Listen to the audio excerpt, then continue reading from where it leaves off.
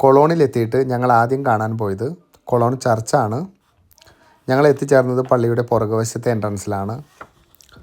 ഈ പള്ളിക്ക് ഏകദേശം 157 മീറ്റർ ഉയരമുണ്ട്, അതായത് ഏകദേശം 515 അടി. അതുപോലെ ലോകത്തെ ഉയരമുള്ള പള്ളികളിൽ 3-ാം സ്ഥാനമാണ് കൊളോൺ ചർച്ചിനുള്ളത്. ഈ പള്ളിക്ക് വേറൊരു പ്രത്യേകത കൂടിയുണ്ട്. ഈ പള്ളിയുടെ ഫ്രണ്ട് വശം 2 സ്തൂപം പോലെ വളരെ പൊക്കത്തിൽ ഉയർന്ന ഡിസൈനാണ് ചെയ്തിരിക്കുന്നത്. ഇങ്ങനെ ലോകത്ത് നിർമ്മിച്ച പള്ളികളിൽ ഉയരത്തിൻ്റെ അടിസ്ഥാനത്തിൽ 1-ാം സ്ഥാനമാണ് ഈ പള്ളിക്കുള്ളത്. ഒരു വർഷത്തിൽ ഏകദേശം 6 മില്യൺ ആളുകളാണ് ഈ പള്ളി കാണാൻ വരുന്നത് എന്നാണ് കണക്ക്. അതിനുശേഷം ഞങ്ങൾ നേരെ പോയത് തൊട്ടടുത്തുള്ള ചോക്ലേറ്റ് മ്യൂസിയം കാണാനാണ്.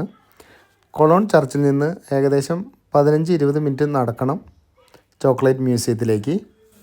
മ്യൂസിയം കാണുന്നതിന് നമുക്കൊരു എൻട്രൻസ് ഫീസ് ഉണ്ട്. ഞങ്ങൾ ചെന്നപ്പോൾ ഇവിടെയും നല്ല തിരക്കായിരുന്നു. ഇവിടെ ഓരോ സ്ഥലത്തും ചോക്ലേറ്റ് എങ്ങനെയാണ് നിർമ്മിക്കുന്നതെന്നും അതിനെന്തൊക്കെ ആവശ്യമാണെന്നും വളരെ ഡീറ്റെയിൽ ആയി കൊടുത്തിരിക്കുന്നു. അപ്പോൾ ആദ്യം തന്നെ അവിടെ കാണുന്നത് നമ്മുടെ നാട്ടിലുള്ള കൊക്കോക്കായാണ് കണ്ടത്.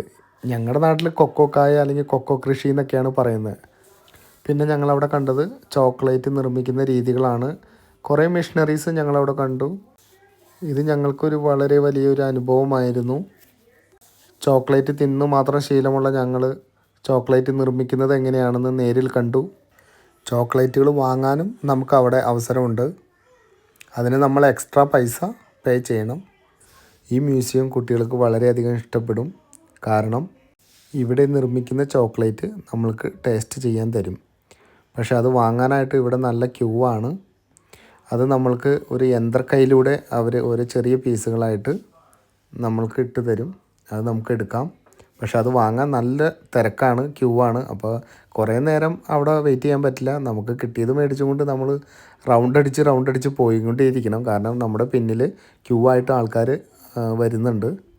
അപ്പോൾ ഈ വീഡിയോ നിങ്ങൾക്കെല്ലാവർക്കും ഇഷ്ടമായെന്ന് ഞാൻ വിചാരിക്കുന്നു. അടുത്തൊരു വീഡിയോ ആയിട്ട് വരുന്നത് വരെ ബൈ ബൈ.